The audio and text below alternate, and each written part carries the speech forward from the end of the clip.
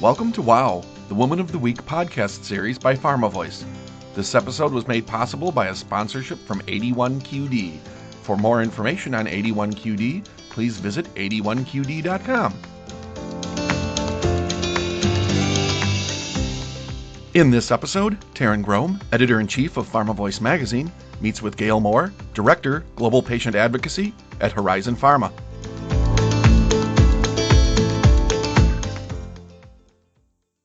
Gail, welcome to the PharmaVoice WOW podcast program. Thanks for joining us.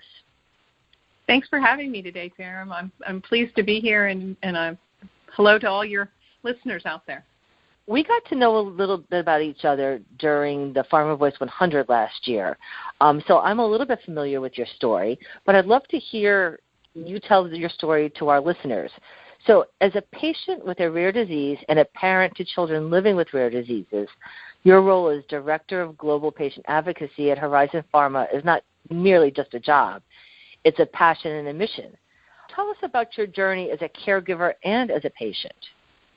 Well, all of this started for me, about 22 years ago with the birth of my first child, Kinsey. Kinsey was a normal baby, everything, perfect pregnancy, perfect delivery, 5 hours start to finish. Can't ask for better than that on a first child. And everything was going great until she was about 4 weeks of age, and she came down with an infection, and we were quickly hospitalized because of her only being 4 weeks old, and they found her to have salmonella in her bloodstream. And, of course, that started everybody going, how does a 4-week-old baby get an infection like that? And they looked at the supplements that we were giving and all of that, and they never really found out why, and just really thought, well, maybe you put her in a carrier and then you touched chicken and you touched her, and basically saying, that it was me as a mom, I didn't do something quite right. And that really began like the worst 4 years of our lives, because Kinsey continued to get very strange infections and such, and ultimately, after much time and also a lot of doctor visits, a lot of near-death experiences for her, she was diagnosed with a primary immune deficiency. And after that, they looked into the rest of our family. My mother, who had been sick my entire life, was also diagnosed. And myself, and then my son, who was 18 months younger than Kinsey. It was like I lived in a doctor's office. Kinsey would get something, and then my son Garrett would get it, and they'd both end up in the hospital. So it was a really very trying time. And prior to having children, I did work in a professional capacity for a hospital, and I knew what was happening to me wasn't normal. And I spent time and investigated, and we got her the best treatment. And then ultimately, I got very engaged with the patient community that was supporting our diagnosis of primary immune deficiencies, the Immune Deficiency Foundation, and through that became an advocate. And ultimately, that led me to my career. I began being very active and giving back to the community and getting to know the folks that were out there working to help make my life and my children's life better. And that opened a lot of doors, and ultimately one day I was asked to be the patient's voice inside the industry side of the business, and I've been doing that now for the last, 12 plus years. Well, how are your children today? My children are great. They both have graduated college. Once they've got on treatment, they led very normal lives. I often say to myself, where would we be if we didn't have the treatments that were out there for them? And my life would be considerably different. But they're doing great. They're both independent, productive citizens who are out in the workforce and living their best life. And that's what every parent could hope for. And like I said, myself, I'm also a patient now, so I still walk that line as a patient as well as an advocate for patients. Well, I'm glad to hear about your children. What I'm not happy to hear about is how you were given such a negative feedback at the initial diagnosis that it was somehow your fault. If you could go back and talk to those doctors, what would you say to them? I mean, this is not good behavior, obviously. Well, and I look back on the time, and I will qualify that with saying, the research 20 some years ago, and immunology was really at just beginning, and they really didn't understand a lot of it. They've come so far, and I've gotten to witness that, which has really been fascinating. They didn't know any better, and it wasn't so much that they pointed to me. They just didn't know why my children were sick. They kept saying, gosh, I'm glad we have antibiotics because I'm not sure what we do for you.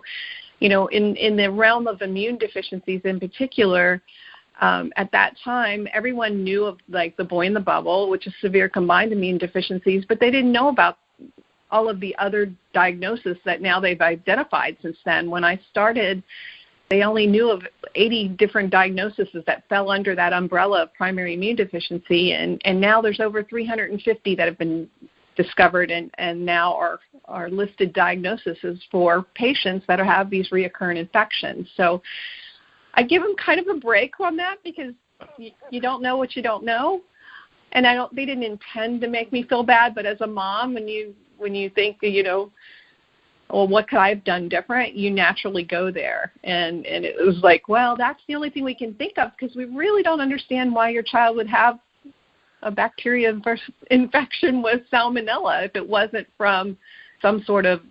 I breastfed, but I also used supplements for her, and it wasn't from any formula. They couldn't find. They tested everything, so they just assumed that's the next best way that it could have happened. They didn't have an answer.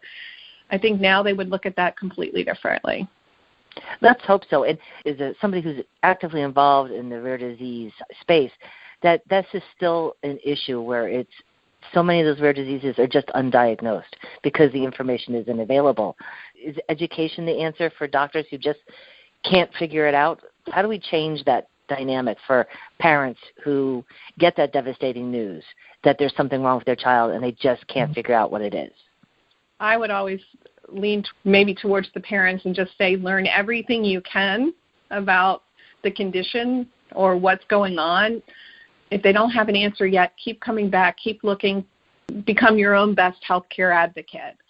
There is a need for more education, and thankfully, science is growing so rapidly, it's very hard for everyone to keep up with all of the new discoveries and the things they're learning. So as a parent or as a patient with a rare disease, I think it's also on us to be sure that we're as educated as we can be so that we can go back and share that knowledge and at least raise the topic with our physicians and our healthcare team for things that you may have heard about. It may not be applicable to your case, but at least if you're having the dialogue with the physician or with the healthcare team, you're doing everything you can for your child or yourself. Wonderful. Please tell us about how you're leading Horizon's global patient advocacy efforts. Well, I work with the national and global patient organizations for the medications and the communities we serve. So I am literally the liaison between Horizon and the patient organization.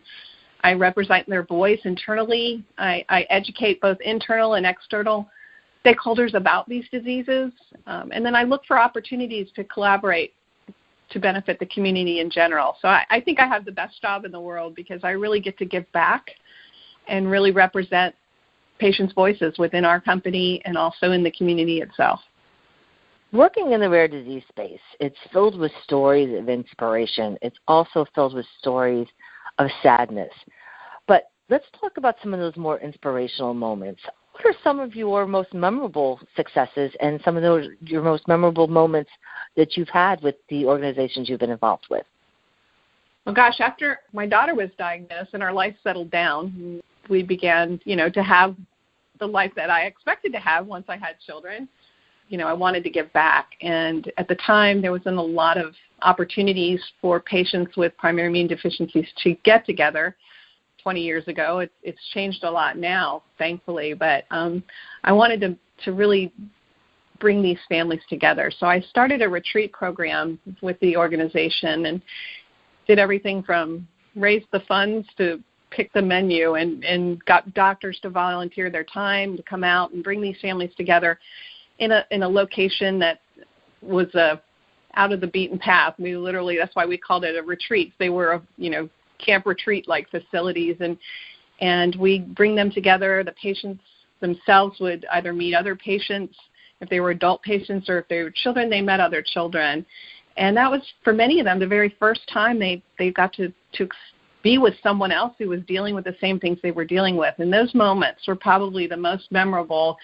Seeing a child come together with another child, and yet they know that they have to have infusions or they have to have treatments once a month or whatever their treatment regimen is, that this other human being understands what I'm going through.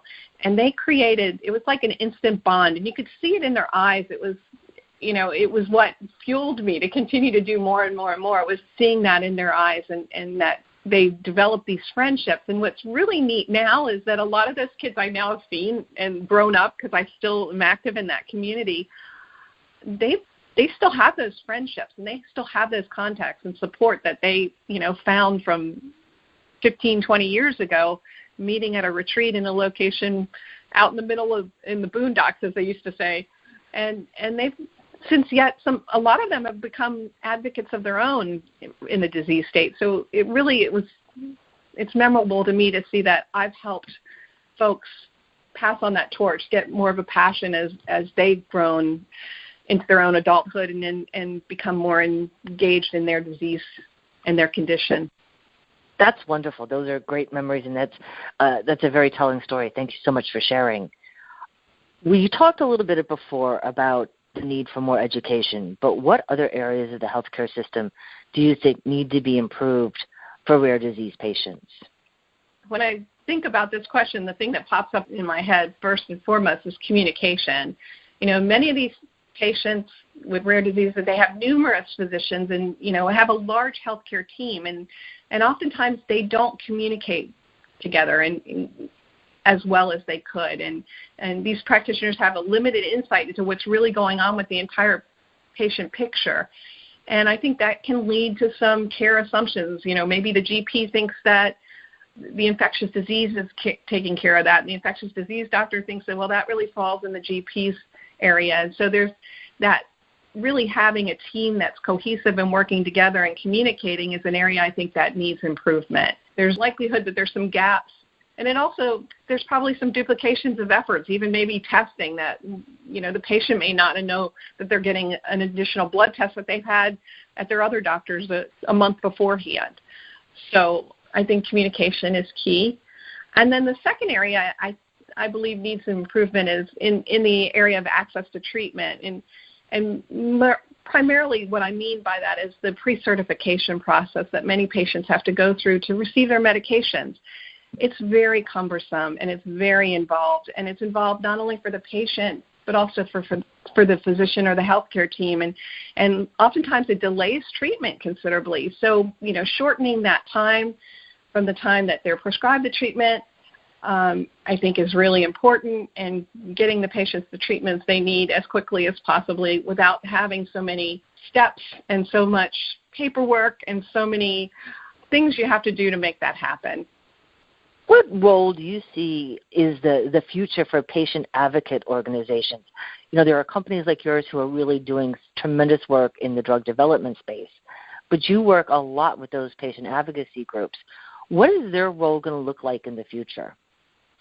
I think it's going to be important for patient organizations in general to become more involved in that drug development process as early as possible. There's so much value that they can bring both to the companies that are developing drugs and also to the treatment that ultimately may be developed. Their early voice in the process is critical, and it really would expedite that development and also make sure those treatments are meaningful for their community. So I feel strongly that patient organizations need to really start looking at that and exploring how they can get more engaged and more involved earlier on as medications are being developed. Is there something that's happening within the space that precludes that from happening more often? Is it just that lack of communication that you talked about? I don't think there's anything that's precluding it. I think it's a new area, and for many patient organizations, I think they have to also determine whether they have the bandwidth to get engaged that way and the resources to make that happen. But I think it's important for them to take a look at that as they strategically plan for their future as an organization and how they could impact that, and even, how it could possibly those partnerships could be helpful as they grow their organization. So I don't think there's anything that's precluding it, just that it's new and it's uncharted territory. It's something they're not familiar with. Gotcha. Well, that's good, because that means there's hope for the future, that things will just continue to improve. I think so. And I think companies are hearing that message loud and clear and starting to proactively reach out to these groups and get engaged with them as well. Fantastic. We often hear that collaboration is really one of the keys for success for patients in the rare disease space. What is your feeling about that? I'm a great believer in collaboration in general in life. I think it's absolutely important in the rare disease space. As the name indicates, these conditions are rare. So working together leads to more innovative ideas. It could minimize obstacles, or at least identify obstacles so they can be worked with. And it provides a bigger, louder voice and footprint in general. So as we come together, we can do so much more. There's a patient organization, and I know I'm not going to quote this correctly, but basically, as one, we get things done, but as a group, many things get done. And I think that's key to this. So I apologize for messing up the quote, but I think you understand what I'm trying to say. Definitely get the sentiment, yes. It's the rising tide lifts all boats, and the more hands on deck, the better. I get it. Exactly. Awesome. I know that you are very much involved in a lot of volunteer efforts. Talk to us about your work with some of those organizations and what you get out of volunteering. Oh, goodness. Well, currently I sit on several community boards in a couple in rare disease area and others, just in my own personal home community. Hope I'm providing good guidance and bringing some of my key learnings that I've acquired over the last 20 years of life as both a patient and caregiver, and as a parent, and as now someone who works in the industry side. Whenever possible, I travel quite a bit for work now, but I when I'm home, I deliver meals to the homebound, and I support a lot of animal rescue activities. And then I continue, and I will always continue to work in our own disease state because it's the right thing to do. I need to contribute my time to wherever I can. And so when you ask, what do I get out of it? Well, there's all the good feelings you get from doing things like that, but more so also there's the aspect of that I learn a lot. It keeps me fresh. But more than that, it's that watching and knowing that I'm making a difference. And even if it's a small difference, it's still a difference. That hopefully someone else's life is better because of the efforts, whether it's in my rare disease or if it's providing education or insight into another community board on things that I've seen that have helped others. I know that I'm making a small difference, and I want that to be my legacy, that, in some way along the way I've made someone's life a little bit easier. That's amazing. Thank you. I'd like to switch tacks a little bit, and let's talk about some of the lessons you've learned along the way throughout your career that might help other women navigate their own career journeys. The first one that comes to mind to me is really that I used to be afraid to be myself, and I think it's important to be yourself. I'm often viewed as very quiet, and at times that can be misunderstood as not engaged or not interested, whereas I'm very observant. So I'm taking in all the time what's going on in the room and thinking about how I can benefit the situation or what I might be able to do or bring to the table. I used to be afraid that that was going to be misunderstood. And now I know that if I'm true to what my passion is, and I'm true to what I'm doing, and I demonstrate that in what I do, just being myself is not going to keep me from earning the respect or the rewards that I hope to have. Those will come if I'm just myself and give it time. So I think that's one of the key things that I've learned is it's okay to be you. And you may not be cookie cutter to every other industry professional that you work with or other executive you work with. You know, we're all different for a reason. We all bring our own special talents, and that will, with time and with passion, and if you work with that passion and demonstrate that, you know, you'll earn the respect you're looking for within your organization. That's excellent advice. What is the one wow moment of your career? Okay, a wow moment. My wow moment is, wow, I'm doing what I love doing. I'm able to make a difference, and I'm able to make a difference in an area that a lot of people don't have that opportunity to do. And so just that I've, taken what started out as being a volunteer career, well, not even a volunteer career. It was a volunteer because I was at home with small children, and over time that's developed into doing something that I love, and it's become a career.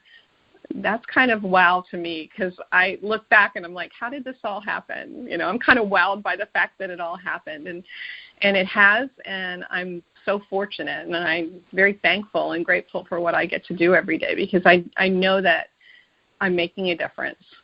That's pretty wow for me. Gail, it's pretty wow for all of us. Thank you so much. And thanks for being so open about your story.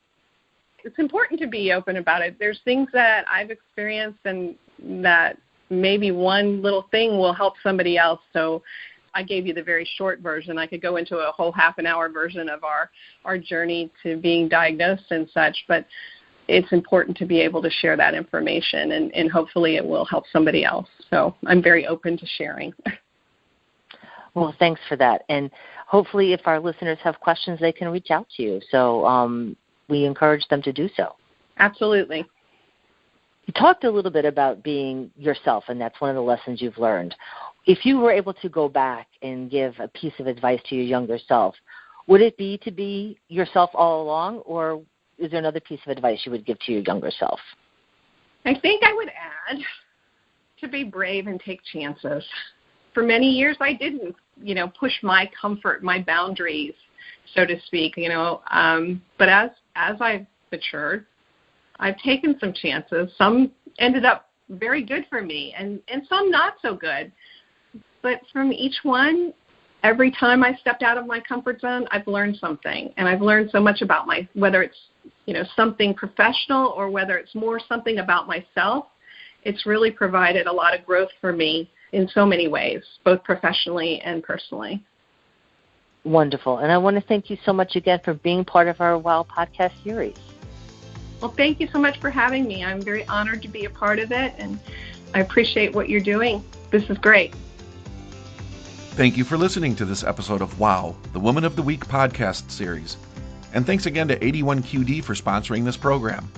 For more information on 81QD, please visit 81QD.com.